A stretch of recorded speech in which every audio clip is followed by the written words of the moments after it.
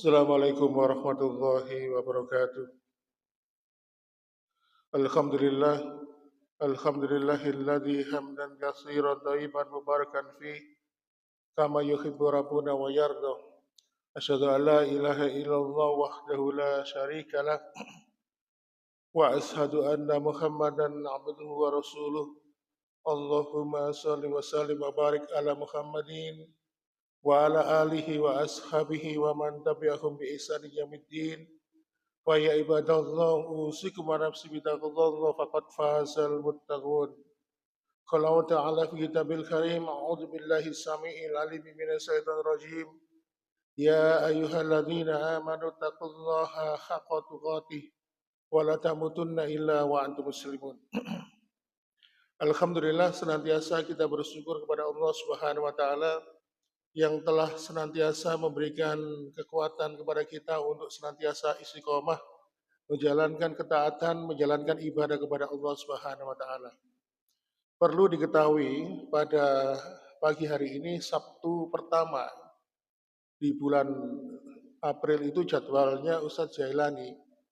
Tetapi karena beliau tidak bisa hadir sehingga akhirnya mendadak saya dapat tugas untuk menggantikan beliau. Sehingga akhirnya pada kesempatan pagi hari ini kita akan membahas amalan ringan yang bisa menjadi penghapus dosa-dosa.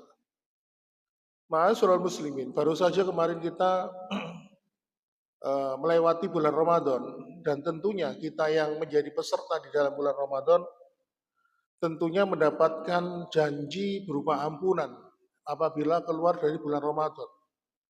Nah, supaya kita ini senantiasa istiqomah dari bulan Ramadan, insya Allah menuju bulan Ramadan tahun depan, agar senantiasa kita ini dibersihkan dosa-dosa kita oleh Allah Subhanahu wa taala, maka kita perlu istiqomah menjalankan amalan-amalan.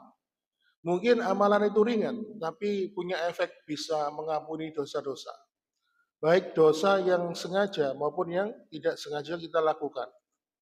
Oleh karena itu, jamaah sekalian, sebelum membahas, ada sekitar 15 poin pembahasan atau perkara yang bisa menghapuskan dosa-dosa ringan. Tetapi sebelum itu, kita akan membahas sedikit tentang dosa. Jadi dosa itu secara garis besar dibagi menjadi 3. Yaitu yang paling besar adalah yang pertama, dosa syirik. Di mana dosa ini tidak akan pernah diampuni oleh Allah sebelum yang melakukan dosa tersebut bertobat sebelum meninggal dunia. Sebagaimana firman Allah Subhanahu wa taala di surat An-Nisa ayat 48, "Innallaha la yaghfiru ayyushraka bihi wa yaghfiru ma dzuna dzalika liman yasha wa may yusyrik billahi faqad iftara isman azima." Sesungguhnya Allah tidak akan mengampuni perbuatan dosa syirik dan dia akan mengampuni dosa selain syirik. Maka barang siapa yang menyekutukan Allah, maka sungguh dia telah berbuat dosa yang besar. Itu yang pertama. Kemudian dosa yang kedua, yang berkaitan dengan hablum minanas, hubungan manusia dengan manusia. Di mana kita akan diampuni oleh Allah apabila kita ini sudah minta maaf kepada sesama manusia selama kita pernah berbuat dosa dan kesalahan. Selama kita tidak pernah minta maaf kepada sesama manusia, walaupun kita ini beratus-ratus kali minta ampun kepada Allah, maka Allah pun tidak akan pernah mengampuni dosa tersebut. Kemudian yang ketiga, yaitu dosa antara kita dengan Allah. Jadi mungkin kita ini tidak sengaja sholat tertinggal dari sholat, atau mungkin kita ini apapun dosa itu yang langsung berhubungan dengan Allah, maka kita bisa langsung minta ampun kepada Allah Subhanahu wa taala. Baiklah, kita langsung pada poin pertama, yaitu amalan-amalan yang bisa menghapuskan dosa-dosa. Yang pertama yaitu bersolawat. Diriwayatkan dari Anas radhiyallahu an, Rasulullah sallallahu alaihi wasallam bersabda, "Man shalla alayya sholatan wahidatan sallallahu biha asra shalawatin wa huta anhu biha asra syai'atin wa rafa'ahu Allah biha asra darajah. Barang siapa yang bersalawat kepadaku 1 kali, maka aku akan bersalawat kepadanya 10 kali, dan kesalahannya akan dihapus sebanyak 10 kesalahan, dan diangkat derajatnya dengan 10 derajat. Makanya kemarin saya pernah melihat Ustadz Adi Hidayat itu di salah satu kanal YouTube pernah menyampaikan, tentunya keutamaan istighfar dan sholawat itu lebih utama sholawat. Kalau sholawat itu 1 kali kita ucapkan akan diampuni, akan dicatat 10 kebaikan, lalu kemudian kesalahan kita, 10 kesalahan kita akan dihapus dan akan diangkat derajatnya. Makanya sekarang ini perlu kita ketahui jamaah sekalian, ada 1 hari ya, yang dituntunkan kepada kita untuk banyak-banyak memperbanyak sholawat, yaitu ketika malam Jumat hingga akhir hari Jumat, yaitu menjelang setelah asar di hari Jumat sore. Rasulullah menyampaikan di hari Jumat itu perbanyaklah sholawat. Maka para ulama itu sampai memberikan sebuah statement, boleh kita meninggalkan zikir-zikir yang mungkin rutin kita lakukan selama di hari Jumat itu, kita fullkan membaca sholawat dan surat Al-Kahfi. Surat Al-Kahfi ini boleh dibaca hanya 10 ayat pertama atau mungkin full ya. Dan tentunya sudah banyak disampaikan, barang siapa yang banyak membaca sholawat dan membaca surat Al-Kahfi, maka akan dimudahkan dalam urusan menghadapi hari kiamat. Salah satunya akan dihindarkan dari fitnah Dajjal. Kemudian amalan yang kedua, yang bisa menghapuskan dosa, yaitu dengan istighfar. Sebagaimana ketika Allah Subhanahu wa taala berfirman di surat Hud ayat 90, Allah Subhanahu wa taala berfirman, "Wastaghfiru rabbakum tsumma tubu ilaihi inna rabbi rahimu wadud." Dan mohonlah ampun kepada Tuhanmu, kemudian bertobatlah kepadanya. Sungguh Tuhanku Maha Penyayang dan Maha Pengasih. Kemudian di dalam surat Al-Maidah ayat 39, "Faman taba min ba'di zulmihi wa aslaha fa inallaha yatubu alaih innallaha ghafurur rahim." Dan barang siapa yang bertobat setelah melakukan suatu dosa, lalu dia kemudian memperbaiki dirinya, maka sesungguhnya Allah menerima taubatnya. Sungguh, maka Allah Maha Pengampun dan Maha Penyayang. Makanya Rasulullah SAW pun bersabda, "Man laziman istighfar ja'alallah min likuli dikin faroja." Barang siapa yang membiasakan membaca istighfar, maka Allah akan menjadikan lapang dari segala kesulitannya. Kemudian Rasulullah juga menyampaikan dalam riwayat yang lain, "Man istaghfarullah fi dzuburi kulli sholatan salasa marat faqala astaghfirullah allazi la ilaha illa al hayyul qayyum wa tubu ilaihi ghufira lahu ma in kana qad fara minadz dzahri." Barang siapa yang setelah sholat, setelah salam mengucapkan astaghfirullah allazi la ilaha illahu al-hayyum qayyum wa atubu ilaih 3 kali, maka kita akan diampuni dosa kita. Dalam sebuah riwayat yang lain Rasulullah juga menyampaikan membaca Rabbik firli wa tub alayya innaka antat tawwabur rahim sebanyak 100 kali. Ini menunjukkan bahwa istighfar itu bisa menghapuskan dosa dan bisa mengangkat derajat serta dapat memberikan kemudahan dalam setiap urusan. Bahkan kalau kita ini punya keinginan hajat yang belum terpenuhi, maka perbanyaklah membaca istighfar. Makanya Imam Hasan Al-Basri itu pernah didatangi umatnya, dicurhati, ya. Ada yang tidak punya anak, ada yang kekeringan, ada yang kelaparan, suruh membaca istighfar. Sehingga akhirnya ada salah seorang yang bertanya, "Loh, Syekh, kenapa setiap orang yang datang kepadamu mencurahkan segala permasalahan hidupnya? Kenapa kok engkau selalu menyarankan dia beristighfar, maka ternyata Imam Hasan Al-Basri pun menjawab, alasannya adalah di surat Nuh. Di surat Nuh itu disebutkan apabila banyak orang-orang minta ampun beristighfar kepada Allah, maka akan dimudahkan segala urusannya, diberikan rizki berupa anak, diberikan keberkahan ya, kehidupannya dengan rizki yang tidak akan terduga dalam hidupnya. Itu yang kedua, istighfar. Kemudian yang ketiga, amalan yang bisa menghapuskan dosa, yaitu shalawatul khams, yaitu sholat 5 waktu. Dalam riwayat Imam Muslim, Abu Hurairah radhiyallahu anhu mengatakan bahwasannya Rasulullah Muhammad sallallahu alaihi wasallam bersabda, as-shalawatul khamsu was jum'atil illal jum'ati kafaratun lima bainahunna malam tabsal dan khabair.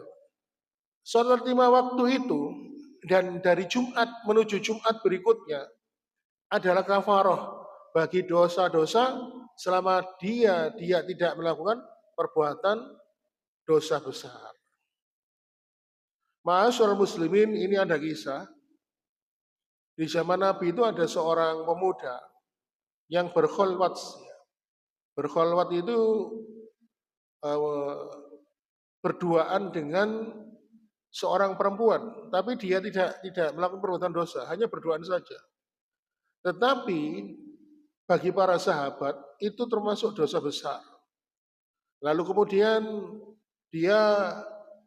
pemuda ini menyesal, lalu curhat, matur kepada Nabi Muhammad SAW, ya Rasulullah, saya itu telah melakukan perbuatan dosa besar. Loh, kenapa? Kata Rasulullah. Lalu pemuda itu mengatakan, saya barusan berkholwat, berduaan dengan seorang wanita di tempat yang sepi. Tetapi saya tidak berbuat zina ya Rasulullah. Lalu Rasulullah mengatakan, hal salaital asra ma'iyya jama'atan. Apakah engkau tadi sholat asar berjamaah denganku? Lalu pemuda itu mengatakan, ya Rasulullah.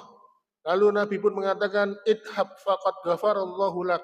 Maka pergilah, karena Allah telah mengampuni dosa-dosamu. Jadi ternyata sholat 5 waktu itu, apabila sholat itu dilakukan secara berjamaah, secara rutin, maka sholat itu bisa menjadi penggugur dosa-dosa kita. Kenapa Rasulullah mengatakan bahwa pemuda tadi setelah sholat asar berjamaah kok dosanya diampuni oleh Allah? Ternyata ini didasarkan di dalam surat Hud ayat ke-114 di mana Allah Subhanahu wa taala berfirman, wa aqimis sholata tarafayin nahar wa zulatan minal lail innal hasanati yushibnas sayiat dzalika dzikra lidzakirin. Dan laksanakanlah sholat kepada kedua ujung siang dan malam. Maka perbuatan-perbuatan baik itu bisa menghapuskan kesalahan-kesalahan. Itulah peringatan bagi orang-orang yang selalu mengingat Allah. Ma'asyiral muslimin, hal ini juga diperkuat dalilnya di dalam surat An-Nisa ayat 31. In tastanibu kabair wa tunhauna anhum nukafir ankum syai'atikum wa nudkhilkum mukhalan karima. Jika kamu menjauhi dosa-dosa besar di antara dosa-dosa yang dilarang mengerjakannya, niscaya akan kami hapuskan kesalahan-kesalahanmu dan akan kami masukkan kamu ke tempat yang mulia, yaitu surga.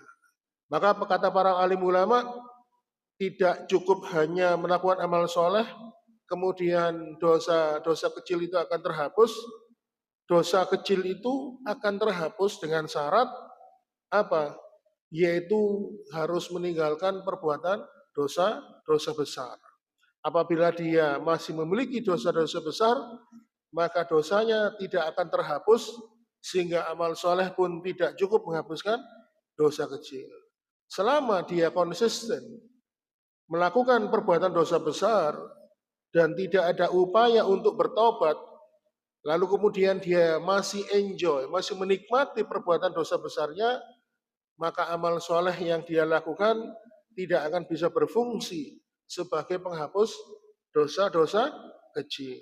Oleh karena itu, kita berdoa kepada Allah Subhanahu wa taala yang Maha Pengampun dan mengampuni semua dosa-dosa kita, baik yang kecil maupun yang besar, baik yang sengaja maupun yang tidak sengaja, agar senantiasa Allah melindungi diri kita dari perbuatan-perbuatan dosa besar dan Allah ampuni dosa-dosa kita. Dan tentunya semoga Allah memberikan kita kesempatan untuk senantiasa bertobat sebelum ajal kematian. Kemudian poin yang keempat, karena ini ada sekitar 15 poin ya. Tidak akan kita sampaikan semuanya, kita batasi pada poin keempat. Maka pada pertemuan kali ini, poin keempat ini adalah poin yang terakhir. Maka insya Allah nanti ketika jadwal saya, nanti pada Jumat ke hari Sabtu ketiga, kita akan lanjutkan lagi poin kelima sampai berikutnya. Poin keempat, amalan ringan yang bisa menghapuskan dosa adalah sodakoh. Sodakoh itu bisa menghapuskan dosa. Jadi ada sebuah riwayat menyampaikan ketika Umar bin Khattab itu bertanya, siapa di antara kalian yang tahu tentang hadis tentang masalah fitnah? Jadi Umar bin Khattab itu pintunya penutup fitnah. Fitnah akhir zaman. Ketika Umar bin Khattab itu meninggal dunia, maka pintu fitnah umat ini terbuka, sehingga sejak Umar bin Khattab ini meninggal dunia, perpecahan terjadi. Sesama kaum muslimin berperang. Seperti kita ketahui, ada kubunya Muawiyah, ada kubunya Ali bin Abi Thalib, perang saudara. Lalu kemudian mulai muncullah paham-paham Khawarij. Jadi Ali bin Abi Thalib ini kata Rasulullah sebagai pemegang atau pelindung umat ini dari fitnah. Nah, saking takutnya terhadap fitnah ini, fitnah akhir zaman, Umar bin Khattab bertanya kepada para sahabat, siapa di antara kalian yang tahu tentang hadis yang menerangkan masalah fitnah? Lalu kemudian tidak ada yang menjawab pertanyaan dari Umar ini, kecuali seorang sahabat yang bernama Hudzaifah ibnul Yaman. Sehingga akhirnya Hudzaifah ibnul Yaman ini pun menjawab, ana sami'tuhu yaqul, aku pernah mendengar Rasulullah SAW bersabda, fitnatur rajuli fi ahlihi wa malihi wa jarihi tukafiruha sholatu wasyam wasodakoti wal amru bil ma'ruf wan nahyu anil munkar. Setiap orang itu akan mendapatkan fitnah kepada dirinya, kepada keluarganya, kepada hartanya. Dan fitnah itu tidak bisa dia tepis dan ditahan, kecuali apa? Fitnah itu tidak bisa ditahan dan ditepis, kecuali apa? Kata Hudzaifah ibnul Yaman, kecuali fitnah itu bisa ditahan dengan apa? Dengan sholat, dengan puasa, dengan sedekah, dan amar ma'ruf nahi mungkar. Jadi fitnah itu bisa dicegah salah satunya dengan sedekah. Otomatis sedekah itu bisa menggugurkan dosa-dosa. Bahkan jika sedekah itu dilakukan dengan sir, dengan cara sembunyi sekalipun. Makanya Rasulullah SAW mengatakan, sodaqatu sir tutfi'u ghadabarok. Bahwasannya sodako yang sembunyi-sembunyi itu bisa menghilangkan, bisa membuat seseorang itu mulia. Bahkan dalam riwayat yang lain, tufi'ul khoti'ah kama yutfi'ul ma'unarah. Bisa menghilangkan dosa, bisa menghilangkan kesalahan, seperti api yang membakar lalu disiram dengan air. Maka api itu menjadi padam. Jadi sedekah itu bisa menghapuskan dosa. Inilah ma'asyiral muslimin percakapan antara Umar bin Khattab dengan Hudzaifah ibnul Yaman. Insya Allah kapan-kapan kalau ada waktu, bila ada kesempatan kita dipertemukan kembali oleh Allah, kita akan membahas ya rahasia orang-orang munafik yang disimpan oleh Hudzaifah ibnul Yaman dan di mana Umar bin Khattab ini minta siapakah di antara mereka orang-orang munafik itu. Dan Hudzaifah dengan tangannya, dengan kekuatan jiwanya memegang teguh rahasia itu. Sampai-sampai Umar bin Khattab ini penasaran. Jangan-jangan diriku ada di dalam daftar golongan orang-orang munafik. Baiklah mas, surah muslimin cukup poin keempat saja. Kita cukupkan pertemuan kita di pagi hari ini. Masih ada poin kelima, 6 sampai 15 yang mungkin bisa kita lanjutkan pada kesempatan di akan datang. Demikian yang dapat kami sampaikan. Kita tutup dengan doa kafaratul majelis. Subhanakallahumma wa bihamdika asyhadu an la ilaha illa anta astaghfiruka wa atubu ilaik. Wassalamualaikum warahmatullahi wabarakatuh.